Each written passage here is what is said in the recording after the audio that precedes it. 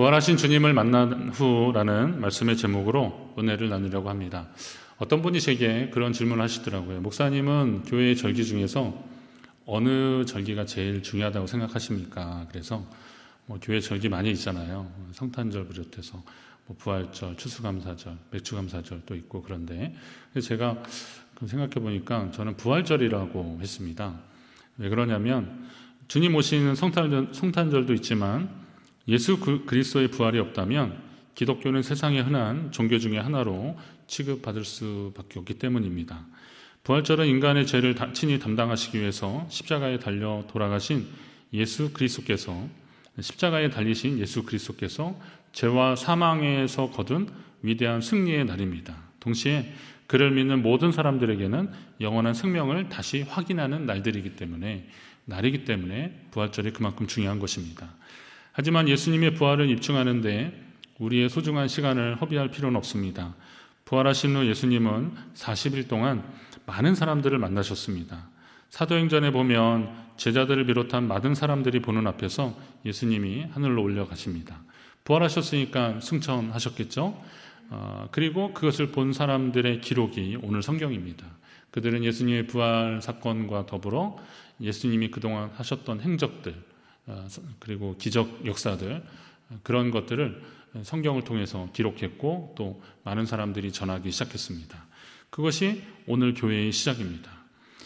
부활의 역사적 사실을 입증하는 것보다 더 중요한 것은 예수님의 부활을 믿는 성도들의 삶이 더 중요하다는 것입니다.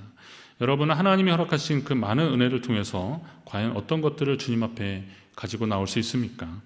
오늘 이렇게 예배와 말씀을 통해서 나누는 것도 부활하신 예수님이 있었기 때문에 가능한 일입니다. 예수님 부활하지 않으셨다면 아마 성경의 제자들의 모습이 그러다가 그냥 말고 없어졌을 겁니다. 예수님 돌아가시니까 제자들은 다 뿔뿔이 흩어졌고 도망갔고 그리고 다락방에 숨어 있었고 누군가 찾아오는 것이 두려웠고 그랬습니다. 그러나 예수님이 부활하시고 나서 제자들을 만나고 그리고 예수님 주신 사명을 붙잡고 그들이 기도하다가 성령 받고 예루살렘, 사마리아, 땅 끝까지 주의 복음을 전하기 시작했습니다. 그러니까 교회가 그렇게 시작된 것이고 그리고 오늘날 우리는 그 주님의 은혜를 경험하고 오늘 이렇게 우리도 나와서 예배드리고 있는 것입니다.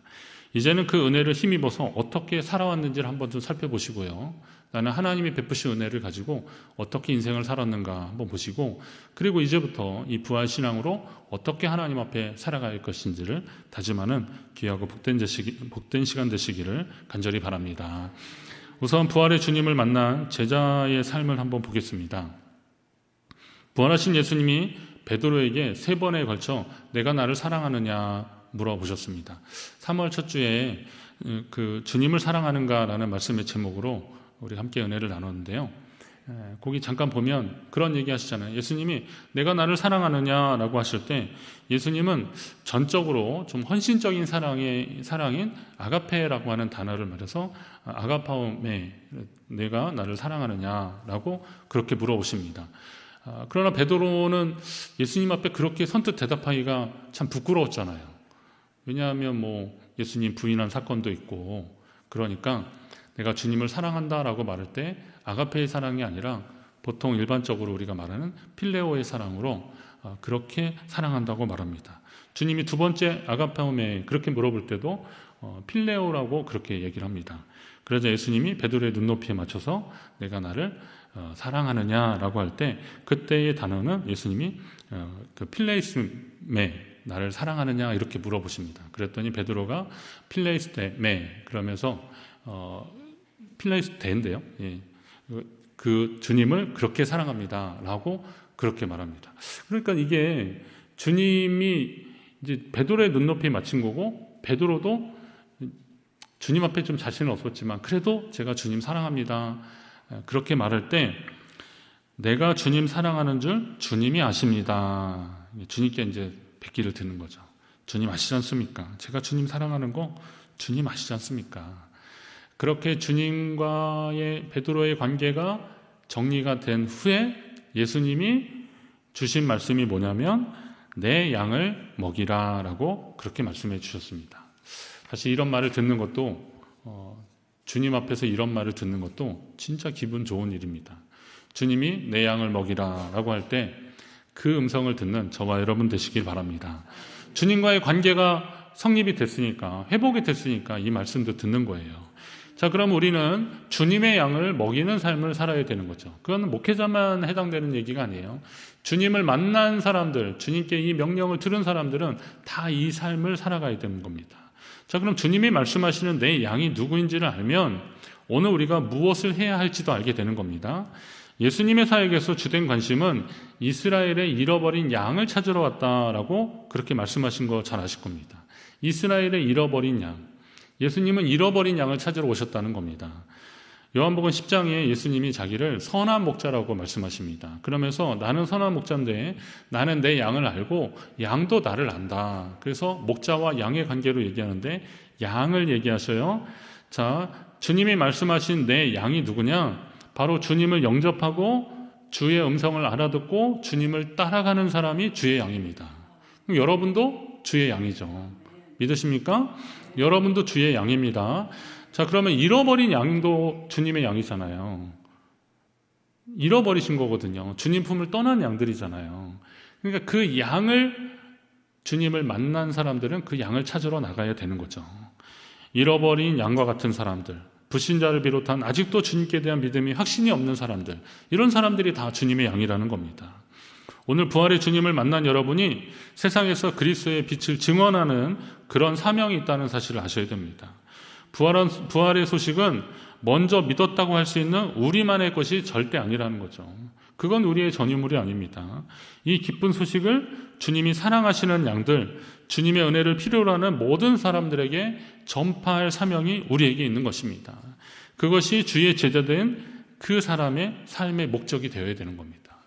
그러니까 우리는 예수 그리스도를 증거하는 삶, 그리고 주님이 말씀하시는 그 사명, 그 양을, 주님의 양을 살피고 주의 양을 먹이는 일을 우리는 감당하는 사명자 되시기를 주의 이름으로 부탁드립니다.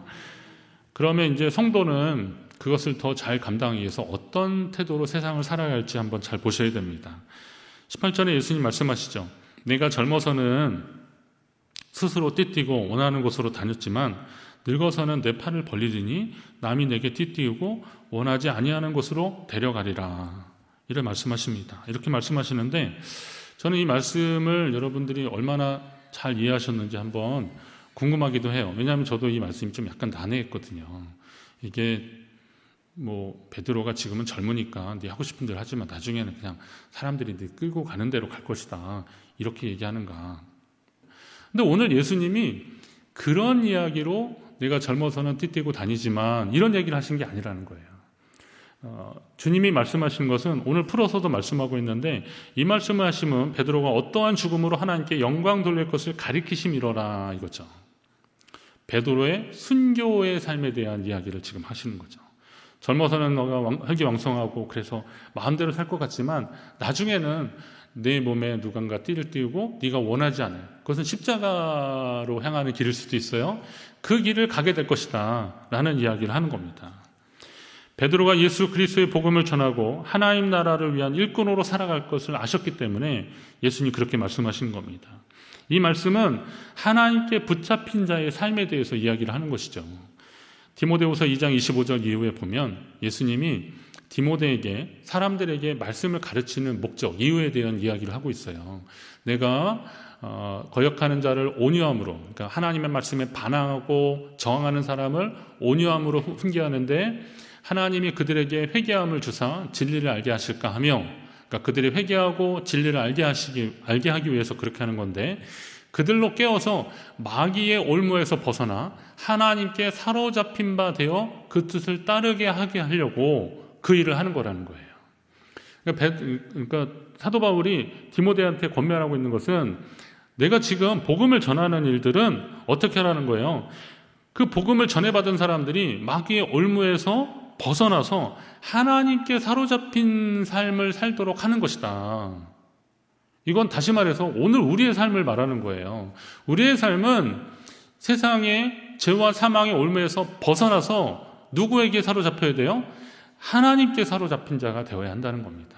여러분, 오직 하나님께 사로잡힌 자 되시기를 주의 이름으로 부탁드립니다. 이 디모데후서 2장 이 말씀은 이 앞부분을 읽으면 베드로가 왜 이런 말을 했는지를 알아요. 너는 그리스도 예수의 좋은 병사로 나와 함께 고난을 받으라. 그 디모데에게 사역으로의 초청을 하고 있는 거죠. 그러면서 그리스도의 좋은 군사라고 했는데 병사로 복무하는 자는 어떻게 하냐면 자기 생활에 얽매이는 자가 아니라는 거예요. 병사로 복무하는 자는 자기 생활에 얽매이는 자가 하나도 없다. 하나님의 좋은 군사가 되기 위해서는 자기 생활에 얽매여서는 안 되는 거고, 그런 삶을 살 때 나를 모집한, 나를 부르신 주님을 기쁘시게 하는 삶이다 라고 이야기하는 거예요. 젊어서 스스로 띠띠우고 원하는 것, 하고 싶은 것 다 하면서 살아간다고 해도 하나님께 붙잡힌 사람은 결국은 하나님이 원하시는 삶, 하나님께 매인 삶을 살아야 한다는 겁니다. 결국 하나님의 사람은 오직 하나님께만 하나님께만 목표를 두고 하나님께 매인 삶을 살아가라는데, 우리의 삶이 어때야 되는지를 다시 한번 알려주고 있는 겁니다. 성도들도 마찬가지라는 거죠. 여러분도 주님 앞에 항상 준비된 성도의 삶을 살아야 되는 겁니다. 성도의 기본 자세가 뭐겠어요? 그것은 예수 그리스도라는 믿음의 기초 위에 바로 서는 겁니다. 그래야 다음 행동을 할 수 있는 겁니다. 그 일은 하나님의 일인데요, 하나님의 일을 하기 위해서는 예수 그리스도라고 하는 믿음의 기초 위에 바로 서야 되는 겁니다. 인생에서도 마찬가지인데 신앙생활도 마찬가지고 사역의 원리도 마찬가지라는 겁니다. 우리가 예수 그리스도라고 하는 믿음의 기초 위에 든든히 서야 하나님이 어떤 명령을 하시든 그 일들을 감당할 수 있는 겁니다. 자, 그렇다면 여러분의 자리를 한번 확인해 보십시오. 여러분의 삶의 자리가 주님께 너무 멀리 갔는지 한번 살펴보시라는 겁니다. 너무 멀리 가지 않았는지, 주님의 말씀이 들리지 않는 자리까지 갔으면 그거 너무 멀리 가신 겁니다. 내가 하나님의 말씀을 들어도 성령의 감동이 없고 하나님의 말씀을 읽어도 성령의 감동이 없다. 그래서 하나님이 내게 무슨 말씀하시는지 잘 모르겠다 라고 한다면 빨리 제자리로 돌아오셔야 됩니다.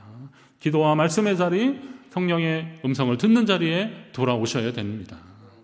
하나님 앞에 예배하는 데 있어서 하나님의 말씀이 오늘 내게 어떤 은혜로 내게 주실 것인지 기대하는 설레는 마음이 없으면 그 믿음의 자리 다시 돌아오셔야 됩니다. 형식의 예배가 아니라, 그리고 타성에 젖은 봉사가 아니라 내 속에서 하나님을 향한 갈망이 계속 넘쳐나도록 우리는 이 믿음의 수준을, 영적 수준을 계속 유지해야 하는 겁니다. 성도의 자리는 부활하신 주님을 다시 만난 베드로가 섰던 그 자리가 성도의 자리입니다. 베드로는 예수님도 부인해봤잖아요. 그러니까 예수님을 따라다녔고 또 예수님 앞에 큰 소리도 쳐보고 그랬는데 부인했잖아요. 그래서 막 도망가고 싶은데 예수님이 굳이 또, 야 베드로야 너 좀 보자 그러더니 네가 나를 사랑하느냐라고 하는 거예요. 3번까지 그렇게 물으시니까 주님 아시지 않습니까? 그러면서 완전 2손 2발 다 드는 거죠. 그런 다음에 예수님이 내 양을 먹이라 라고 했을 때 그 자리가 바로 베드로가 선 자리가 오늘 주님을 만나고 주님 앞에 서야 되는 우리의 자리라는 겁니다. 여러분이 그 자리를 반드시 회복하시고 또 그 자리를 계속 유지하시기를 주의 이름으로 축원합니다. 자, 그러면 하나님의 일을 그렇게 사명을 받고 일을 하는 가운데 만나는 여러 가지 일들이 있죠. 자, 여러분, 하나님은 사람의 본성과 기질을 고쳐서 사용하기보다는 그걸 활용해서 쓰시는 경우들이 많더라고요. 사람의 기질이나 성품이 잘 변하진 않더라고요. 그러니까 하나님은 어떻게 하시냐면 그 기질이나 성품도 하나님이 주신 거니까, 이왕에 당신이 주셨으니까 하나님 입장에서요 어떻게 해요? 이걸 고쳐서 막 하기보다는 이걸 활용하시는 게 하나님의 방법인 것 같아요. 그 대표적인 예가 베드로 같은 사람. 저는 베드로 성경 읽으면서 베드로 이야기할 때 약간 신나요. 그리고 제가 설교 중에 은연중에 얘기하다 우리의 베드로 막 이럽니다. 우리의 베드로. 요한하고 막 달려갔는데요, 예수님 무덤에 갔는데 요한은 좀 멈칫하는 거예요, 무덤에. 그런데 베드로는 볼 것도 없어요. 그냥 확 뛰어들어가요. 진짜 계신지 안 계신지 보는 거죠. 예수님, 내가 가는 길에 네가 올 수 없다. 그러니까 거기가 어딨냐고 그러면서 또 막 그러고, 나를 다 떠날 거라 그랬더니 내가 죽을지언정 주를 부인하지 않겠노라고 막 그렇게 큰 소리 치는 겁니다. 너희 중 하나가 나를 팔리라 라고 예수님 마지막 만찬 석상에서 그렇게 말씀하시니까 예수님 옆에 요한이 앉아 있었거든요. 그러니까 베드로가 머리뜻으로 물어보라는 거예요. 누군지 한번 물어보라고 그러는 거예요. 궁금해요. 베드로는 정말 궁금한 거예요. 그놈이 어떤 놈이지 내가 아주 그냥 잡아다가 가만 안 놔두겠다 이런 심정도 있었고 진짜 궁금한 거예요. 이게 베드로의 마음이었거든요. 자, 그랬던 베드로가 이제 두 손 다 두 발 들고 내 양을 먹이라 그리고 나를 따라오너라 그래요. 예. 이게 이제 베드로가 어떠한 죽음으로 하나님께 영광 돌릴 것을 가리키신 건데 이 말씀하시고 베드로에게 이르시되 19절에 보니까 나를 따르라 그러는 거예요. 그러니까 이제 베드로가 따라가다 보니까 그때 요한도 같이 있었잖아요. 그러니까 주님 그러면 이 사람은 어떻게 될 것 같습니까? 이 사람은 어떻게 됩니까? 물어보는 거예요. 이거 왜 그럴까요? 학자들은 이게 이제 베드로가 요한에 대한 좀 질투 같은 그런 거예요. 베드로는 제자들 중에서 나이가 제일 많았고요. 요한은 제일 어렸어요. 그러다 보니까 큰 형님하고 제일 막내뻘이 되는데, 근데 요한이 나이도 어리고 그렇지만 또 예수님 옆에 베드로, 야고보, 요한 이렇게 계속 이 야고보, 요한의 형제인데 그래서 같이 셋이 있지 않습니까? 주로 있으니까 예수님 참 요한 사랑하셨거든요. 또 막내고 그러니까 얼마나 또 사랑 많이 받았겠어요. 자, 그러니까 베드로 입장에서는 주님 말씀하신 게 아무래도 순교를 각오하라고 말씀하신 것 같은데 그러면 주님 사랑하시는 이 사람은 어떻게 될 것 같습니까? 라고 물어보는 겁니다. 이게 말했던 베드로의 성품에서 나온 질문입니다. 자, 궁금했고 그리고 성격이 좀 급하기도 하고 또 남한테 지기 싫어하고 막 그랬던 거죠. 그런 베드로가 요한은 어떻게 되겠습니까? 라고 물어봅니다. 혹시 여러분도 하나님의 일에 열심히 충성하는데 나만 혼자 하는 것 같은 느낌을 받을 때가 있지 않습니까? 내가 뭐 열심히 하고 있는데 가만 보니까 누구는 손 하나 까딱 안 하는 것 같아요. 누구는 손이 없어 발이 없어. 왜 나만 이런 일을 해야 돼? 라고 할 때가 있어요. 또 추운데 막 그래도 교회 뭐 하자 그러니까 그래도 나오고 그랬는데 나와보니까 별로 없어요. 괜히 뭐 나만 시간 많은 사람처럼 그렇게 보여지기도 하고 좀 뭔지 좀 이렇게 씁쓸하고 막 그런 느낌 있지 않습니까? 이건 얼마 전 설교에도 인용한 말씀인데 바울 사도가 기도하는 가운데 깨달은 내용들이 있어요. 고린도후서 12장에 그런 내용들이 나오는데 자기의 육체의 질병이 있어서 하나님께 고쳐달라고 한 몇 번 기도했는데 하나님이 응답하지 않으셔요. 그래서 좀 낙심할 무렵에 하나님 안에서 성령의 음성을 들으며 다시 마음을 굳게 잡는 그런 내용이 있는데 그게 그거죠. 주님이 나에게 이르시되 내 은혜가 내게 족하도다. 내 은혜가 내게 족하도다. 내 능력이 약한 데서 온전하게 짐이라. 약할 때 강한 되시는 주님 말씀할 때 이 말씀도 인용하고 그랬는데 내 은혜가 내게 족하도다. 이 말은 무슨 말씀이냐면 주님의 은혜가 내게 이미 임했다는 거예요. 그러니까 하나님이 우리에게 기질과 성품을 이미 또 주셨고 여러 가지 은사나 아니면 은혜나 뭐 여러 가지 재능들을 이미 주셨다는 거예요. 똑같지 않다는 거죠. 그러니까 다른 사람 어떤지 볼 것이 아니라 오늘 내게 주님이 주신 것이 무엇인지만 잘 알면 주를 위해서 더 기쁨으로 더 잘 감당할 수 있겠다라는 겁니다. 그래서 저는 고린도후서 12장 이 말씀을 읽고 저도 하나님이 말씀하시는 거죠. 내 은혜가 내게 족하도다. 하나님이 필요로 해서 사용하시는 거지 저의 야망이나 욕심을 따라서 하나님이 저를 쓰실 것은 아니라는 생각이 들었던 거죠. 성도들도 마찬가지입니다. 여러분의 필요에 의해서, 그러니까 여러분의 욕구에 의해서, 여러분의 어떤 목적에 의해서 하나님의 일이 진행되는 게 아니라는 거죠. 하나님의 일을 하기 위해서 내게 은혜를 주시는 거고 은사를 주시는 거고 재능을 주시는 거예요. 그걸 주님이 기뻐하시는 자리에서 잘 감당하면 그게 하나님 나라의 역사가 되는 거죠. 우리가 봉사하다가 다른 사람 비교하거나 이러다 나만 손해볼 것 같은 그런 억울한 생각들은 성령이 주시는 마음이 아닙니다. 우리는 하나님 안에서 한 뜻을 위해 부르심을 받은 사람들이기 때문에 저마다 받은 사명을 가지고 자신의 자리에서 최선을 다하게 되면 하나님은 합력하여 반드시 선을 이루실 것입니다. 그것이 바로 하나님의 방법입니다. 마지막 절에 보면 22절 오늘 본문의 마지막에 보면 내가 올 때까지 그를 머물게 하고자 할지라도 내게 무슨 상관이냐? 너는 나를 따르라. 너 왜 자꾸 요한하고 비교하냐? 내가 올 때까지 그를 남겨둘지라도 머물게 할지라도 너 그게 무슨 상관이냐? 자, 이 말은 요한하고 비교하지 말고 내게 맡겨진 귀한 사명 감당해라 라는 주님의 말씀이기도 한데, 여기서 우리가 하나 더 주목해야 될 것은 뭐냐면 내가 올 때까지예요. 내가 올 때까지. 그럼 뭐래요? 다시 말하면 주님의 재림을 말하는 거예요. 내가 다시 올 때까지. 여러분, 이 말을 주목하십시오. 주님의 말씀입니다. 내가 다시 올 때까지. 주님의 말씀은 부활을 통해서 부활을 경험한 제자들이 이제 더 큰 소망을 가지고 살게 되는데, 그것은 주님이 다시 올 때까지 살아가는 삶이라는 거예요. 자, 죽음이 없는 부활은 없듯이, 죽음이 없는 부활은 없잖아요. 자, 그럼 죽음이 없는 부활 없듯이 주님 재림의 약속이 없이 부활에 대한 증인만으로서의 삶은, 이것은 마치 안식을 취할 수 없는 밤이 없는 오로지 일만 하는 낮만 있는 것과 같다는 거죠. 여러분, 낮에 열심히 일하고 피곤하고 그러면 어떻게 돼요? 집으로 가고 싶잖아요.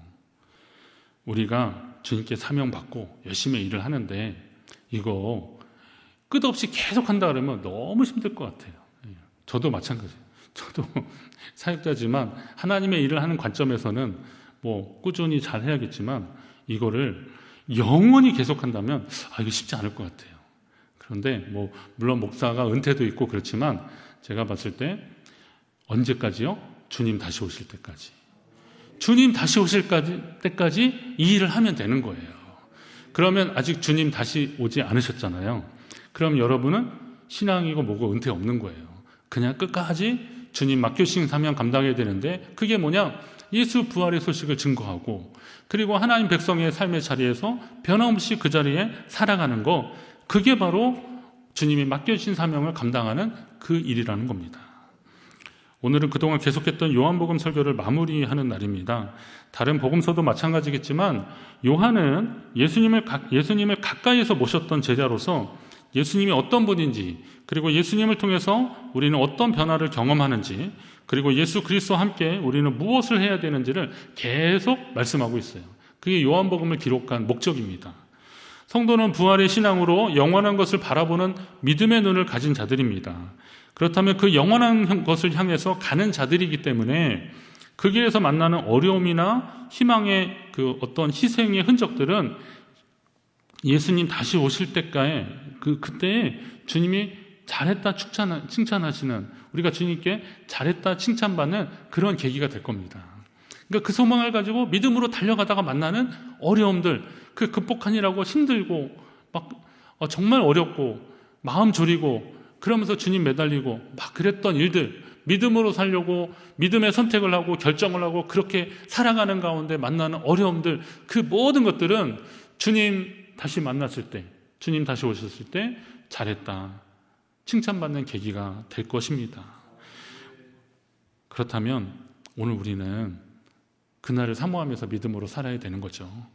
모든 것은 주어진 때가 있는데, 마찬가지로 우리가 주님 나라를 위해 살아갈 날도 우리 주님 다시 오실 그때까지만이라는 사실도 여러분 기억하십시오.